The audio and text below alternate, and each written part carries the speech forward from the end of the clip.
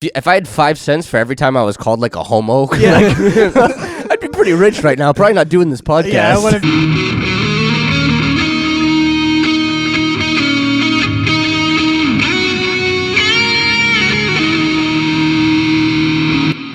Not like this. Like all of a sudden we all came down here and it's like, oh God, my eyes. Why are they so itchy? It's probably a social thing. It's probably like psychological, where it's all like, oh, Eric's eye is itchy. Oh, my eye is now itchy too. Like it's probably subconscious. If you're happy and you know it, scratch your eyes. It's probably not healthy. That sounded really like crusty. It's a pink eye over here.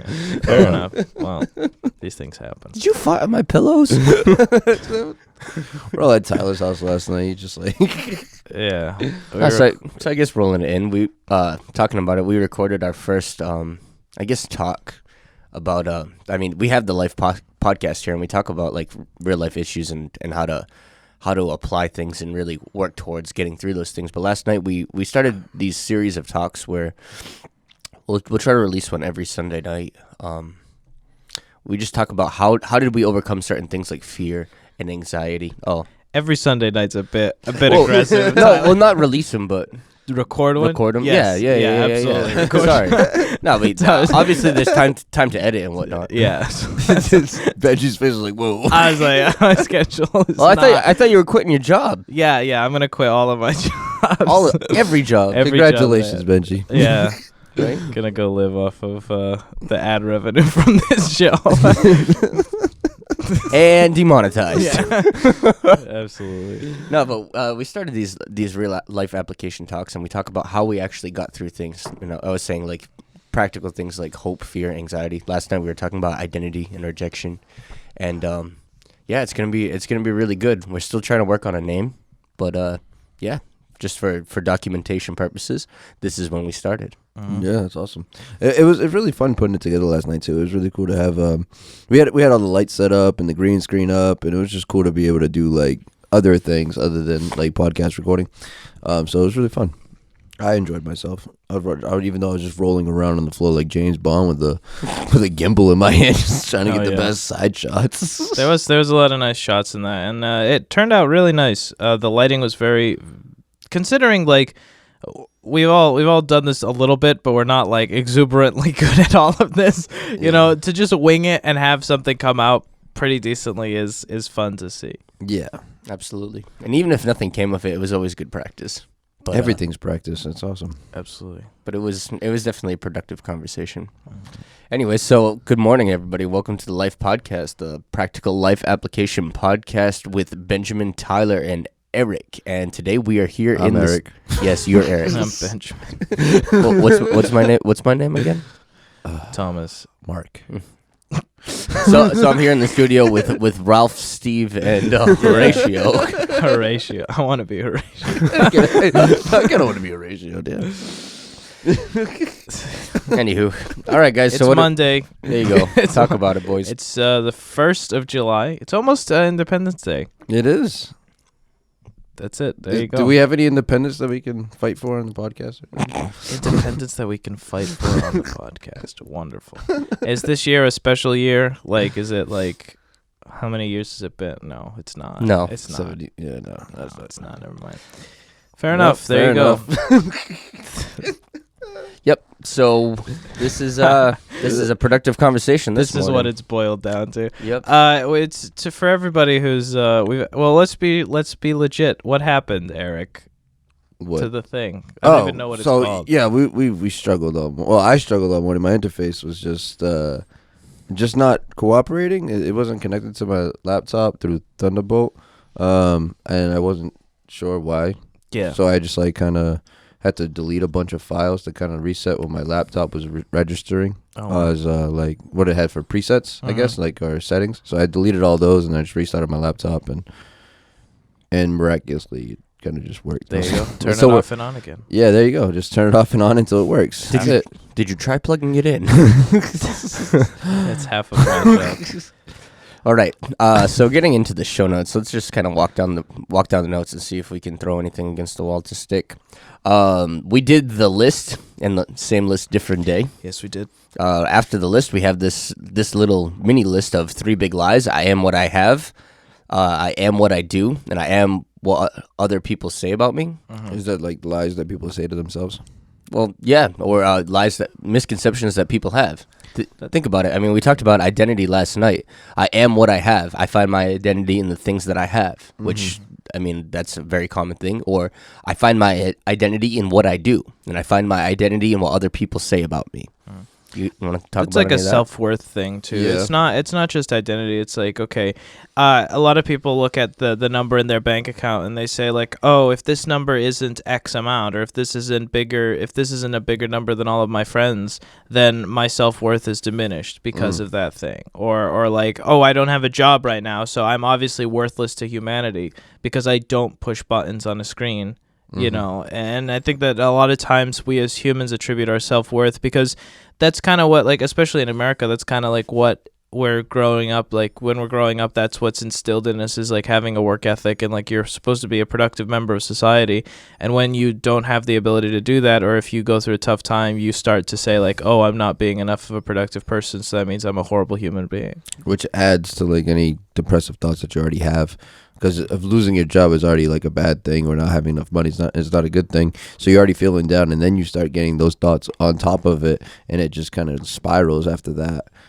So it's not. I mean, those are definitely huge lies that people. I mean, it's just something that crawls in your mind. I think that after you're in it, it just like those 3 lies. As far as like, can you run them for me again? You got 3 big lies. I am what I have. I am what I do. And I am what other people say about me. Okay. So, like, there's... when people talk about you, they're always going to have a perspective of you based off of the little bit of time that they get to see you. You can only judge yourself, you know, like, because you're the only person who really knows who you are. When you're sitting... when you're alone in your wherever, in your room or in your house or wherever it is that or in your studio like I am, you get to see the real you at full time. You know what I mean? I see you guys a lot, but I don't see you all day. You guys don't see the entire picture of me. So whatever portrait you guys have of me may be accurate. It may be a higher expectation. It may be a lower expectation, but you have to only hold yourself to the standards that you account yourself for. You can't change your self-worth based off of what other people are saying about you. Based off of what you have in your bank account, I understand that having like a lot of, like, at least having a comfortable amount, I do recommend having a comfortable amount in your savings account. It does change your mentality. If you have $0 in your savings account, you do walk around a little bit differently than when you have like $1,000 in your savings account. At least you feel a little bit more security net, and that does improve a couple of things. But it doesn't make you more worthy or more worth anything. And the same thing with what you do for a job, or if you do anything. But it's one of those things you have to be very aware of, that when they crawl into your mind, that is just your mind trying to sway you, but you have to stay focused and just keep trying to get better. All right, so going back to the first one, I am what I have, besides like bank account and numbers and things like that. Well, they are real numbers, but it's virtual currency. Everything we can identify here as millennials and Gen Z. Think about like virtual followers. I'm not a success because I don't have 4 million subscribers. I'm not a success because I am not this person or that person, or I have all of this acclamation and fame. And a lot of I'm not a success because my selfie that I took didn't get 100 likes. And that is something of a real modern day problem that people didn't have to deal with for thousands of years. We also talk about the concept in a vacuum, where it's like 20,000 people is a lot of people in a vacuum.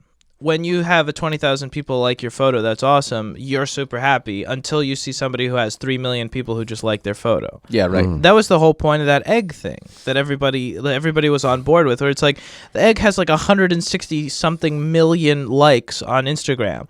Why? Because it's a commentary piece. Because it's all like, oh, like all of this is worthless. All of this is useless. So it's like if you get 3 likes on your picture, or if you get 30,000 likes on your picture, there's always going to be somebody who has more likes than you, even if it is an egg. You know, and it's like, I don't think that it's the likes. It's just the concept of like, oh, I'm not as good as you as an individual. In like society, we try to put ourselves on like this ranking system where it's like, I'm obviously better than this other person, and I'm obviously worse than this other person. Yep. And like that's how we look at ourselves. And when the bars move, we get all like bent out of shape. And we set that standard a lot for ourselves. Like if I don't have at least the minimum, like a Porsche Boxster in my driveway, then I am nothing. If I don't have this certain thing, this certain an item that I've attached my identity to, then I don't have any self-worth. When I mean, the things of this world are fleeting. Well, talk about the American dream. The whole of the American dream is like the cliche. Oh, 3-bedroom house, 2.5 kids, a dog on the front porch, and like a white picket fence. And it's like, if you don't achieve that in America, you failed. It's like, no, that's not what that means. It's like we've gotten so stuck on this concept of like, you come to America, you got to have the sports cars, you got to have the houses, you got to have multiple houses, you got to have one house in the city, one house on the lake. Like this concept of like everything has to get better. Like you can't relax. Like everybody's competing with everybody for what reason exactly? Like that's what this is all talking about. Where it's like, if you attribute your self-worth to how much stuff you have in comparison to other people, whatever that stuff is for you, or even what you have as like a job. Like, okay, well, I am this manager at this steel factory, and then the steel factory closed down, and people go home and like hang themselves because they lost their job. It's like all of your identity was in that thing that you had, that title that you had, and once it was taken away, that's it. Yeah. So I want to encourage everybody who's listening this morning that you are more than what you have, and you are more than what you do. I want to hold off on that because we still have a couple more segments. Does anybody else want to talk about what we have and how that defines us? Well, when you say about like the white picket fence, that whole dream, the American dream, it reminds me of just like even like comparing to your neighbors, like who has the greener grass. Like I had I heard my an uncle of mine talking and complaining about how his grass wasn't as green as his neighbor's grass. That's a very Portuguese conversation. That is an extremely Portuguese conversation, but in its concept and its like bare roots, it's like it doesn't matter. But like obviously you hate maintaining the grass. You don't. That's not fun for you. Concrete. You're right. Yeah, exactly. Like, and you don't enjoy it. But the only reason why you're even spending time and resources of money, and in time is a resource too, trying to maintain this grass so they can look as good as your neighbor's grass. Like, maybe he's a landscaper. Maybe he actually enjoys taking care of his grass. What are you comparing for? If you don't like to do it, then why are you wasting your energy so you can prove someone else wrong or be better than someone else? Dave Ramsey said this all the time. Dave Ramsey says it best. He says, we spend money we don't have to buy things we don't need to impress people we don't like. Yep.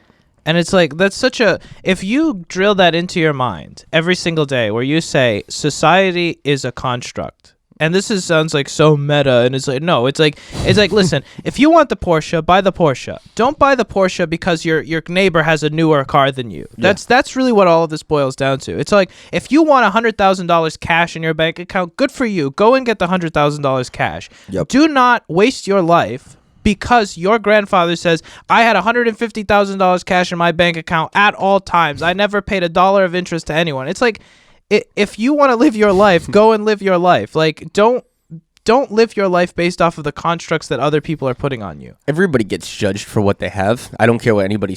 I don't care what anybody says. Yeah. People, by the things that you do have, people make assumptions of you. There's one thing to choose stuff because you like it. And you'll be judged by it and people will look at you and be like, wow, he likes that thing. But if you genuinely like it, that's fine. That is who you are. And that you find your identity in that because that's something that's personal, and it starts from the inward parts. That starts from you as an organic individual. But when you start to go out and get the Gucci slippers and you get all these other things, people define you as that because you need to keep up with the Joneses or put forth a certain appearance. That's where that becomes difficult. And the thing is like, people are going to judge no matter what. People, as society as a whole, they're going to look down on you if you're below them, and they're going to resent you if you're higher than them. So if you base your lifestyle based off of what everybody else wants, they're going to talk bad about you if you do it or if you don't do it. Hate isn't going to hate. And it doesn't it's true. Very true. Yeah. And it doesn't matter what you have or what you do. There's going to be somebody who's always on top. And if you're on top, you're not going to be on top for forever. And there will be somebody look down on you and be like, no, sorry, peasant. Like, rip Jeff Bezos, who was chilling. He was going really good. And then his wife was like, peace out. Hey, listen, she had the power to destroy the entire world. Yeah, she did not. Yeah, she did. I have a ton of respect for that lady. Yeah, that's a story for another day, though. But Bill Gates back on top, baby. Anyways, before the Ducks get here, we can run this one out and just hop back in a few. Yeah, absolutely.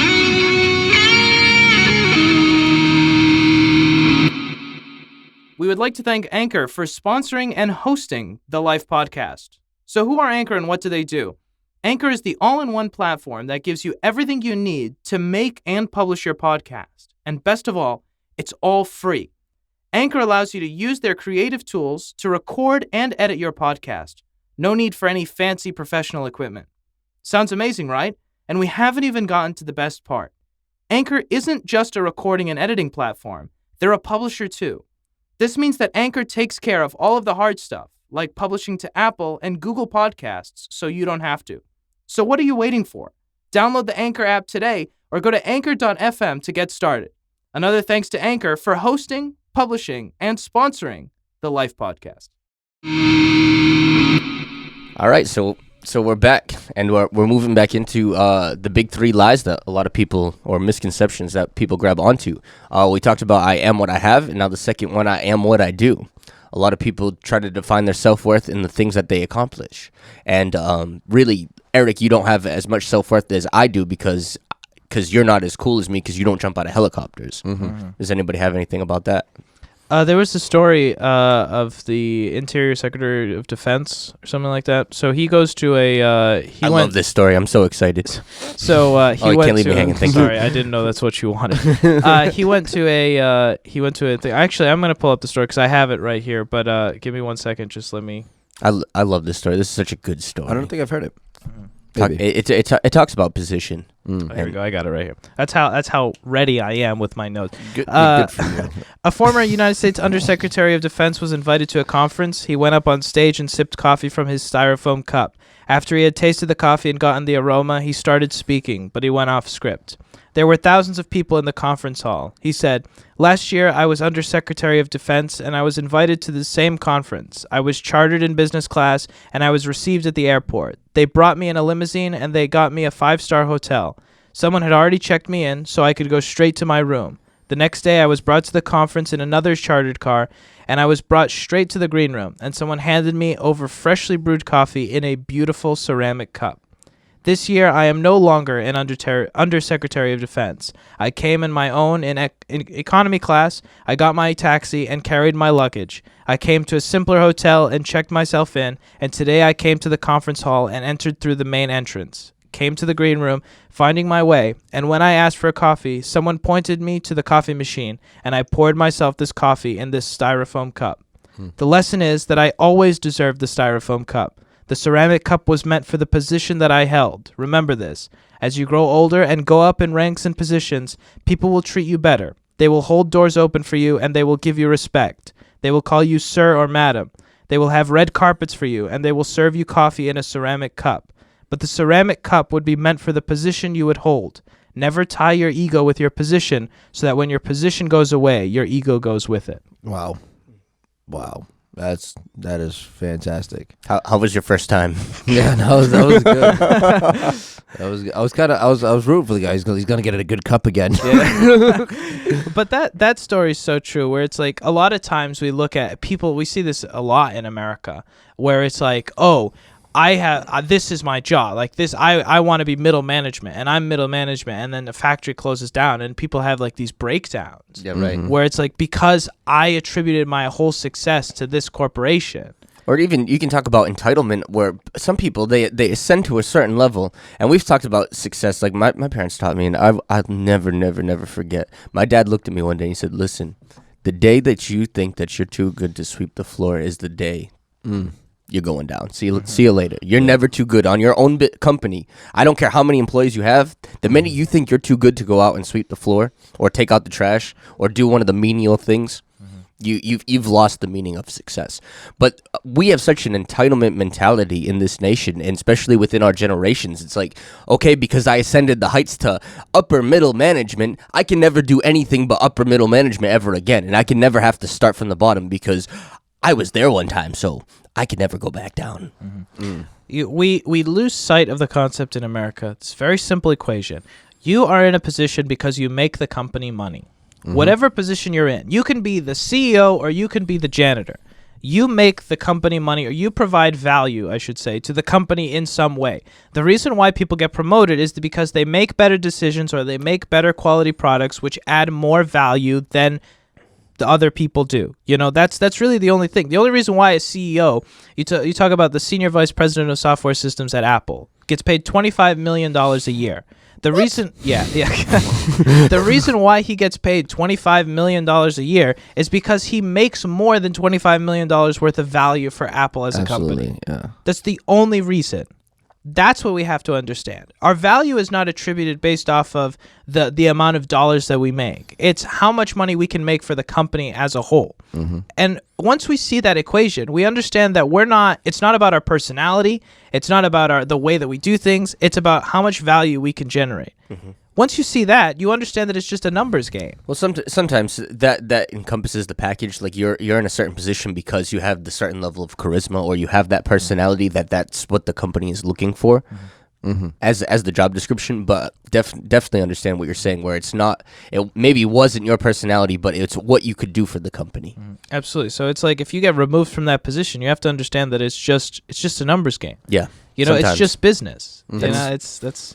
Hold on. There was one quote in the show notes somewhere, and it was talking about how your personality can open doors for you, but your character in that position and how you deal with the upsets and losses, even if you get taken down, your character will define what doors stay open. Mm-hmm. And that's so important. Go ahead. That is absolutely correct. I mean, when you look at it, it's, in my opinion, it's not exactly like what you have that defines you. It's who you are, and so it's how you handle the situations, when you do get the position, and how you handle like for example, this morning when everything kind of came crashing down on all the equipment, and like how it was handled by the three of us really defined how it's going to It could have been like, oh, we're done. We're not doing this today. I'm walking out, and you walk out. And that leaves when you do that in a company, when something goes wrong, it's it. No, it's never going to get fixed. I walk out, and I'm done. Those kind of attitudes shut the doors on your opportunities. Oh, yeah. And people remember those things. Yeah. Those temper tantrums, like an adult temper tantrum. But that's what that is. Mm-hmm. Yeah. My parents and I were talking about this yesterday, where it was like, sometimes as an employer, because my parents have had employees for a long time, where it's like they just look for people who are willing to do the job and will show up. It's like those two qualities already put you far above the competition as a whole. We were talking in the radio last night, and I was saying what my dad told me about Tenants and everything, because we were talking about Tenants, and it was like, hey, you got somebody up there, even if you have to knock the price down on your rent a little bit, but you get somebody who's happy to be there, and you make them feel like they never want to leave. They give you no headaches, no problems. They take care of things the way that you want them to be taken care of, but you have to bring the rent down just a little bit. That $50 that you missed out on, you gain in lack of headaches. Yeah, absolutely. And that was just really relevant. No, yeah. Absolutely. It's so hard to find people that don't give you headaches, especially when you're as an employer hiring people, or as a landlord looking for tenants. You do have to, you're not hiring you are hiring based on money, but for the most part, everyone's going to be in the same price pool. You know what I mean? You're not more or less, give or take. For the most part, you having a lower price does not make you exactly more a better hire. They're looking for do you fit the culture? They're looking for what is your past, how long have you been at these jobs before this? Are you a 3-month hopper, and every 3 months you have another job? These kind of things paint a picture about you, and they're looking at this stuff, and they're looking for the best character to add into there, because they don't want to keep hiring people. They've already made the mistake. They have to hire you, so they probably have to get rid of somebody else. Right. When we hire people, skills are learnable. That's something people can learn as they go. You have to have a certain mentality sometimes for certain jobs, or to be able to use numbers. There's a natural inclination, but other than that, people can learn what to do. When we hire people from my parents' company, we look at, are you consistent? Do you show up? That's number one. If you're not going to show up to work, we don't want you here. I'll get somebody who can show up. I can teach a monkey how to pick an order.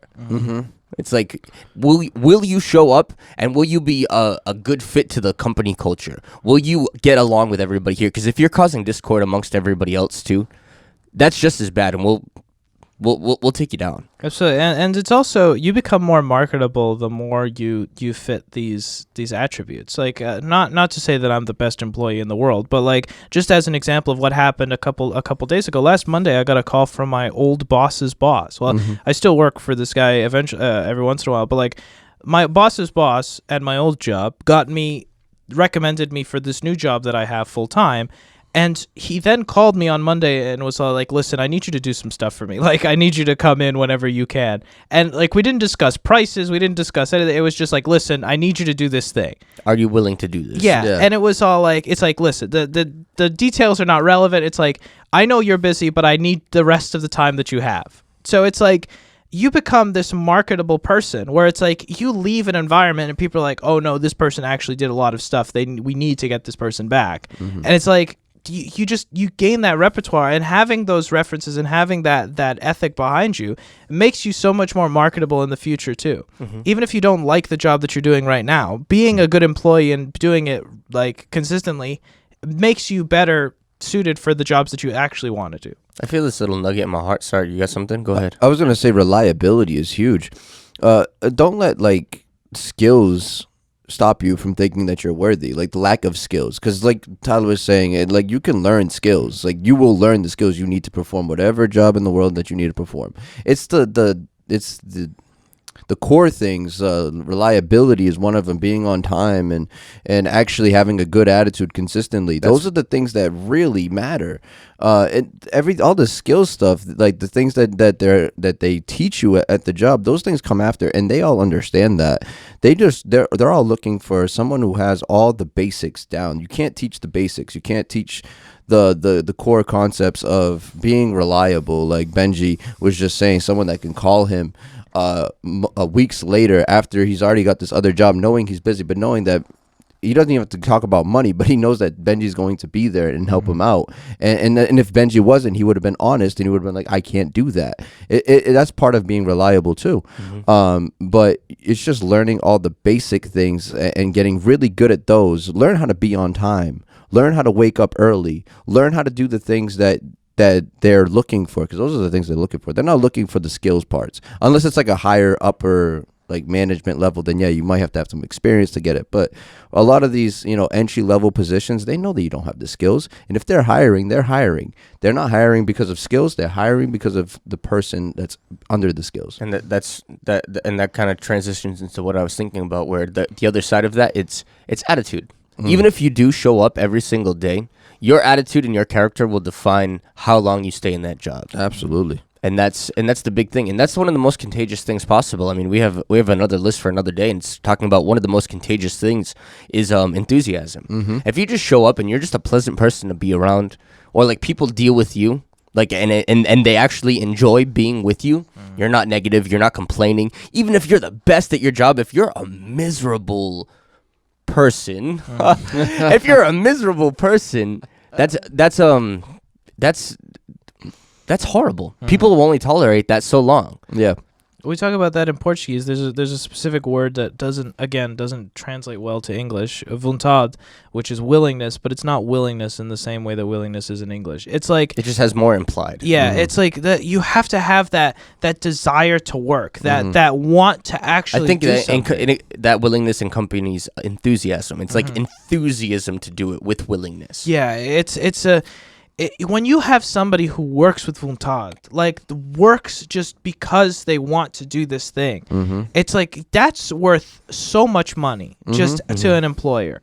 It's, absolutely. Like Eric was saying, skills can be learned. If somebody understands something, it can be taught to somebody else. It might take a long time, but they'll teach you how to do it. That's it. One thing my dad always told me was like, if you work for somebody, treat that company like your own company. Because if you treat it like your own company, one day it will be your company. And that's like, we get so stuck in, I don't want to make some other guy rich. You see those memes all the time on the internet where it's like, you worked so hard this year, great job. If you work harder, I might be able to buy another Lamborghini. Like, it's like, no, it's like if you want to make your boss money. If you make your boss more money, you will make more money too. True. That's absolutely. One thing that now it's coming back to me when I let you speak. There's the thing that I learned through an ethics class and studying over ethics. There's never an excuse to be rude. And there's a way to be able to deal and handle yourself. But especially in the workplace, there's never an excuse to be rude. You can tell people the truth and not be rude about it, or even just in your regular dealings with people, you can. How do I phrase this correctly? You can just have like a chip on your shoulder and just an attitude where you're doing your job just perfect, but people will be like, "Oh, this person is just insufferable." Like there's this thing behind you. Yeah, it's so, man. And when it comes to like your attitude, it defines so much about you. That's like the first thing people pick up on you. If you're happy when you walk in a room, everyone knows it. If you're upset, pissed, whatever it is, walking into a room, people note that too. And you don't even have to say a word before that anybody even knows. Oh, you can feel read it. Talk about the vibes, man. Yeah. but it's legit, and you can definitely feel it when somebody has that chip on their shoulder. Absolutely. So it's so important to remember that, especially when you walk into a new situation and a new environment. Everyone is reading the energy of the room, and when you walk in and the ducks are not with you, people will know. So we'll grab the last point and we'll be right back. Stay tuned. You failed as a person. That's it. There you go. Okay. That's it. That's right. Anyway, so grabbing on to the last point. I am what other people say about me. Anybody have some opening statements? Oh God. So let's. We kind of just had like the whole conversation. Instagram culture, cyberbullying, the whole shebang, where it's all like, oh, your face or whatever. You should kill yourself. Well, I'm gonna go home and kill myself. Yeah. I guess I should. Yeah, it's like cyberbullying and all this stuff, and it's like everybody's behind the screen and nobody cares about anybody's feelings and all the. It's like I understand that if you don't have a social hierarchy or a social friend group, it's hard sometimes where you define your self-worth based off of these internet people, but like I see. So growing up on the internet, both of you played online games, and it was like back in the day, like that was like par for the course. Like, dude, people would say so much stuff about you. That's it. If you were in a Counter-Strike lobby and people weren't telling you that they were going to like murder your future children and rape and pillage your entire family, like you didn't live. Yeah, exactly. It's like you weren't playing the right games. All of these games where it's like you had voice voice chat, like that was it. Like that's it. Yeah. You'd get like 1 point, or you shoot someone from like across the map, and they'd like go screaming into the mic. They'd call you so many names. Right. Like if I had 5 cents for every time I was called like a homo, I'd be pretty rich right now. Probably not doing this podcast. Yeah, I wouldn't be doing this podcast. Like people make fun of you on the internet for everything, and it's like it's deteriorated so badly. Like sometimes I read this stuff where it's like, oh, X, Y, and Z, like they self-harm because they said these things, and they post the chat logs, and it's like that. I heard that on like a Tuesday in like TF2. Like what's the problem? You know? Oh, rip Steam. Steam's actually doing pretty good. Rip old school Steam. Yeah, old school Steam. Yeah. Well, imagine. Well, I guess that works. Rest in peace to the old Steam. But no, it's incredible how people let other people's opinion of them really affect their everyday. Like people will change what they do. People will change like everything based off of other people's opinions, and that's couldn't be a good thing in some instances. But you have to be very aware of who's on the other side. Do you even like this person? Right. Like would you spend money on this person to take them out to eat? Would you like just ask those simple questions of like just to gauge like how important is this person to you? And once you get to that point and you realize, I don't really care about this person, then if you don't care about this person, then opinions are just opinions, and everyone's got them, and that doesn't mean that they're worth anything. Well, that's that goes towards the argument we were kind of talking about, that YouTube debate between Vox and Steven Crowder, and how Steven Crowder stands up and says, hey, listen, no matter how offensive an opinion might be, there's no such thing as hate speech, and it's protected under the First Amendment in the Constitution. And it's like, okay, well, people can have opinions, but they're only words unless it's a direct call to incite violence and harm against your life, which is in the Constitution. It's like people can express whatever they want, no matter how offensive somebody else might think it would be. And when I guess this goes back to our talk last night when we can base our identity in something that's actually legit and true and pure and honest. Other people's opinions and outside opinions won't have any effect on our self-worth. When somebody says that you're no good or you're worthless or you can never do anything right, the minute you begin to believe that, you begin to define yourself by the words that they spoke. But you're more than the words that somebody's spoken over you. And I'd like to encourage everybody. I wish we had a title for this thing so far because we haven't put it up yet. But if you can find our inspirational talks that we started recording, session number 1 goes perfect with this. Yeah, absolutely. It's people. All right, so everyone has an opinion. I guess is they're like what do they say? Opinions are like noses or elbows or other things. Everybody's got them and they all stink. Yeah, exactly. Other things, but but everyone, like, especially now, as easy it is to, like, get some microphones on and start talking like we do, everyone wants to voice their opinion on whatever it is because they just want to talk about it. They want to get their voice heard. So sometimes people say things that are completely out of the, like, way out there. Eric, you suck. People just want to talk. You're a lollipop face. Lollipop face leprechaun head. How does that feel? Wow, that was a bit aggressive. We're trying to get clips for cutting all of this. Come on. Tyler, Eric's the one who has the studio. I'm protected under the First Amendment. We're gonna go back to recording on our phones. Get out. Well, no, but it's like people just want to talk. Like people are just so tired and they just want to talk. And it's like people don't have friends, so they're gonna go talk. Bored. It's like people are bored. Yeah, and they go on the internet and they find this random person who they think looks better than them, and they just like, oh, that person can't be better than me, and then they start talking trash about them. Yep. It's like okay, first of all, just like your life, you have nothing better to do than waste your time talking bad about some random person who doesn't know that you exist. It's like, is that really where your life has gotten to? And and I mean this in the nicest way, because sometimes it takes someone to like slap you in the face for you to figure out what's going on with your life. It's like, so Benji is now slapping you in the face. Absolutely, and I'm doing this to myself too, because sometimes I do this too. It's like, listen, this person you don't exist to this person. Like, let's say let's talk about, like, people talk trash all about, like, the Jenner girls.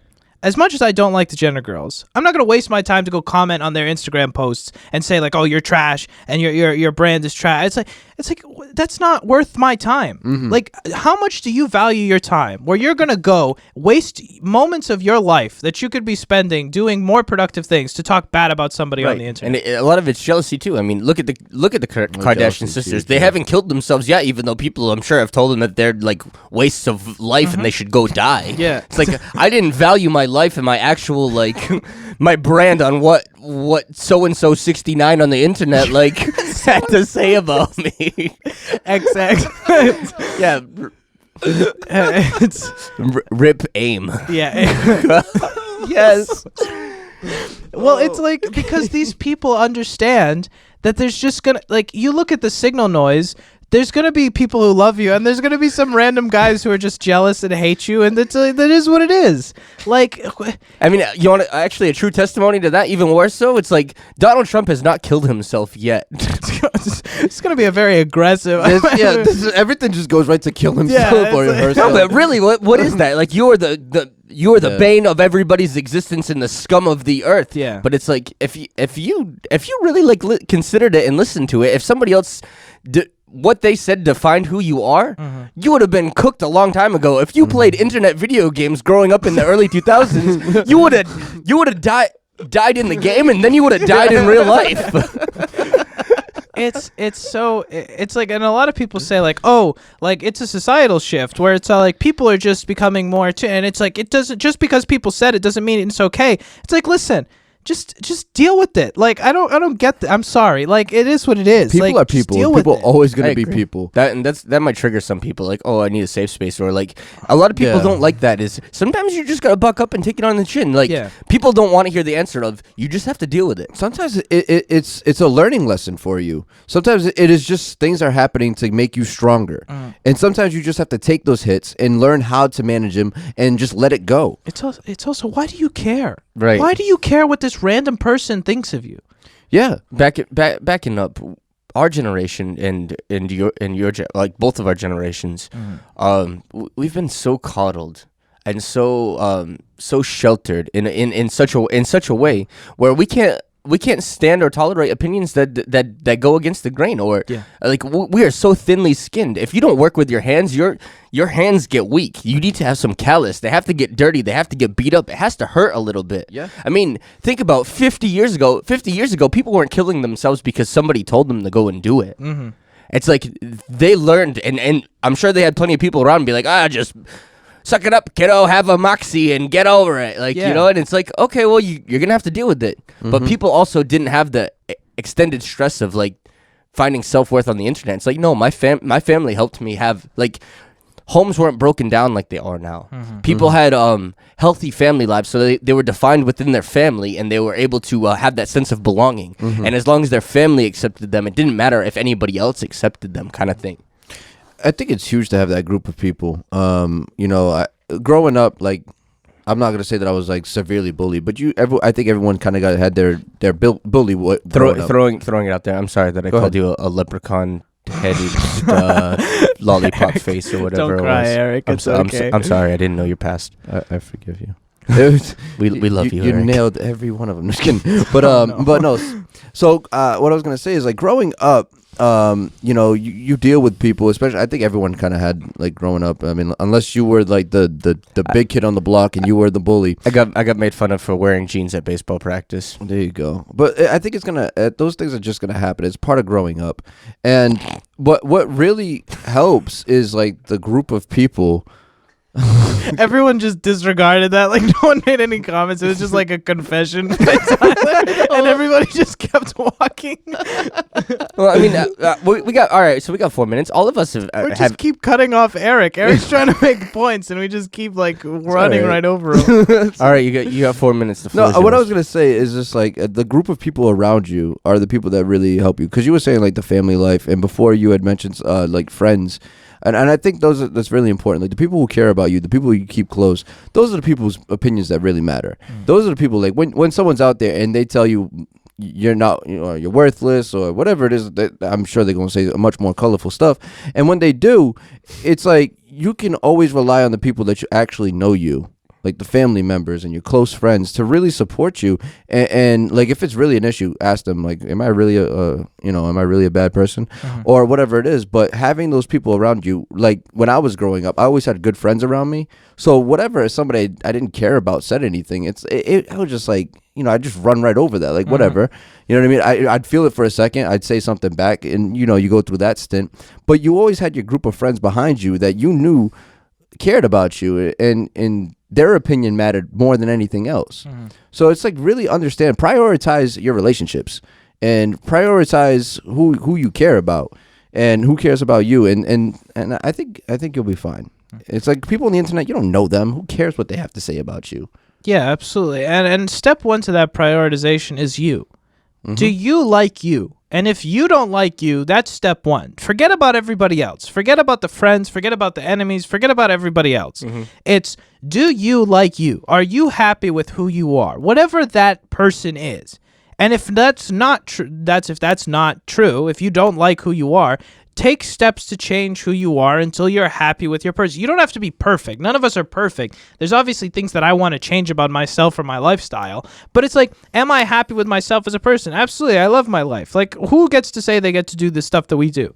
It's like, we live an awesome life, and we do it because we're happy with ourselves as people. That's step one. I think that goes back to episode 1 of the podcast, and just being real and being legit with ourselves. Like, if I actually enjoy these certain things, I'm not afraid to say, hey, listen, I enjoyed this, regardless of if somebody else doesn't like it. Or like, oh, you like writing screenplays? Like, what's wrong with you?